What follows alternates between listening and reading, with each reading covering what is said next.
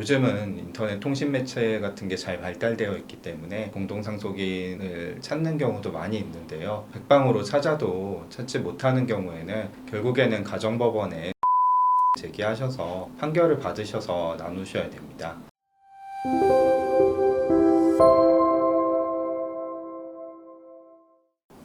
안녕하세요. 더 스마트 상속 전문 변호사 김동일입니다.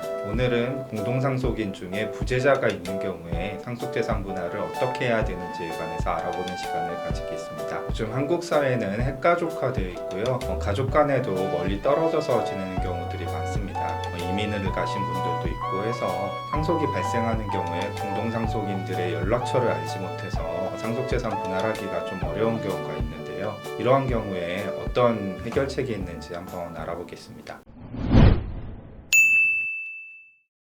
상속재산 분할을 하는 경우에는 먼저 유언이 있으면은 유언장의 내용대로 분할을 하시면 되는데요. 이때는 유언장 기재대로 분할을 하기 때문에 다른 상속인들의 소재를 모르더라도 상속재산 분할을 하실 수 있습니다. 그런데 유언장이 없다면은 공동상속인 간의 전원의 협의로 상속재산을 분할을 하셔야 되기 때문에 일부 상속인이 연락이 되지 않는다면은 상속재산을 분할할 수 없는 상황이 발생을 합니다. 따라서 이러한 경우에 내 자녀들 중에 연락이 되지 않는 자녀가 있다. 이런 경우에는 유언을 적극적으로 고려를 해보셔야 됩니다. 그래서 유언장을 미리 작성해 두고 혹시 돌아가시게 되면은 자녀들이 그 다른 공동상속인을 찾지 않고 재산 분할을 할 수 있는 좀 편리함을 가지기 때문에요. 가족 중에 연락이 되지 않는 부재자가 있는 경우에는 상속을 하시는 분은 적극적으로 유언을 고려해 보셔서 준비를 하시는 편이 좋을 것입니다. 이런 유언장을 미처 준비하지 못하고 돌아가시는 분이 계시면요. 상속인들은 우선은 연락이 되지 않는 상속인을 수소문하게 됩니다.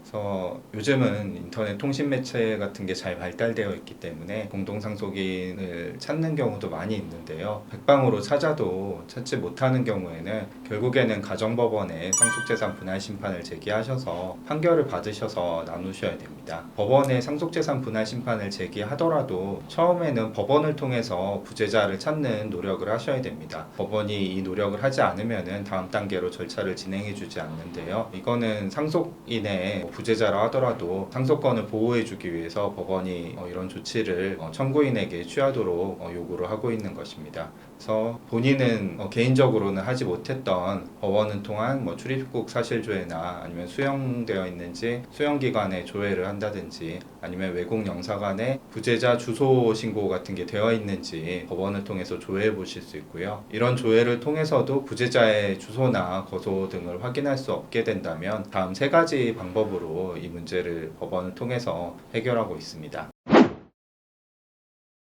첫 번째는 공시송달에 의한 해결입니다. 상속인이 어디인가 살아있는 것으로는 보이는데 도무지 주소나 거소, 연락처 등을 알 수 없는 경우에는요. 법원에 공시송달을 신청해서 상속재산 분할 심판을 진행할 수 있습니다. 법원이 공시송달 신청을 받아주게 되면요. 공시송달을 통한 송달을 상대방이 받은 것으로 간주하고 상대방도 이 절차에 참여하는 것으로 가정을 한 다음에 상속재산 분할 심판을 진행을 하게 됩니다. 이러면 부재자는 본인의 어떤 적극적인 권리 행사나 주장을 할 수 없기 때문에 부재자에게는 다른 상속인보다는 적은 몫의 상속분이 배정되는 것으로 판결이 날 텐데요. 이런 부재자는 그런 판결이 있음을 나중에라도 알게 되면 그 판결이 있음을 안 날로부터 2달 이내에 항고를 제기해서 2심법원의 판결을 받아서 새롭게 자기 주장을 충분히 하면서 상속재산 분할 심판을 다시 받을 수 있게 됩니다. 이걸 추한 항고라고 하는데요. 이 추한 항고는 이 재판이 있음을 알게 된 날로부터 2주 이내에 제기를 하셔야 됩니다. 이 공시송달을 통한 판결의 경우에는 부동산의 경우엔 지분을 주는 것으로 판결이 날 수도 있고요. 부재자이기 때문에 부동산 지분을 주게 되면은 다른 상속인이 공유자가 되고 부재자의 지분이 있기 때문에 그 재산을 마음대로 처분할 수 없게 되는 효과가 있기 때문에요. 법원에서는 그 부재자에게는 지분을 주지 않고 돈으로 현금 정산을 해주는 내용으로 판결을 할 수도 있습니다. 이렇게 공시송달을 통해서 판결을 받게 되면요.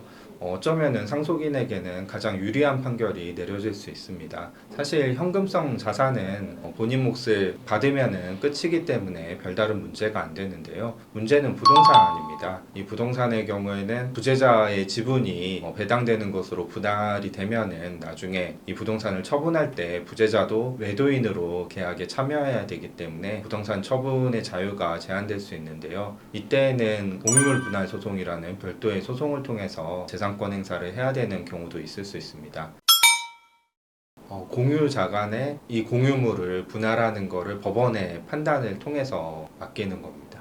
그래서 이 공유물을 누구 한 명이 소유하고 나머지 공유자한테는 정산을 해줄지 아니면은 이걸 경매를 시켜서 각 지분별로 경매 대가를 나눠 가질지 이런 거를 법원이 판단해 주는 것이죠. 그래서 공유자 중에 부재자가 있는 경우에는 이걸 매각을 할 수 없으니까 공유물 분할 소송을 통해서 경매에 붙여서 대금을 각 지분별로 나눠 가진다든지 그런 식으로 처리를 해야 됩니다. 따라서 공시송달을 통하고 그 부재자에게는 부동산 지분을 주지 않는 것으로 대신에 현금으로 환가해서 각 상속인들이 부재자에게 얼마씩 주는 걸로 판결을 받게 되면은 나중에 그 사실을 알게 된 부재자는 그 판결 내용대로 현금을 정산받을 수도 있고 본인은 현금을 정산받기 싫고 내 부모님의 재산에 나도 지분을 갖고 싶다라고 생각을 하시면은 2심으로 추환항고를 하셔서 재판을 다시 받으면 되기 때문에 부재자에게도 좀 유리하고 다른 공동상속인에게도 유리한 결과를 가져올 수 있는데요. 법원에서 이 공시송달을 좀 많이 해주면은 상속인들에게 모두 이익이 되기 때문에 바람직해 보이는데요. 법원에서는 부재자라 하더라도 공시송달로 진행하는 것을 조금은 주저하는 법원들이 있습니다. 이런 경우에는 법원의 권고에 따라서 실종선고나 부재자 재산관리인 선임을 통해서 상속재산 분할 심판을 진행을 해야 합니다.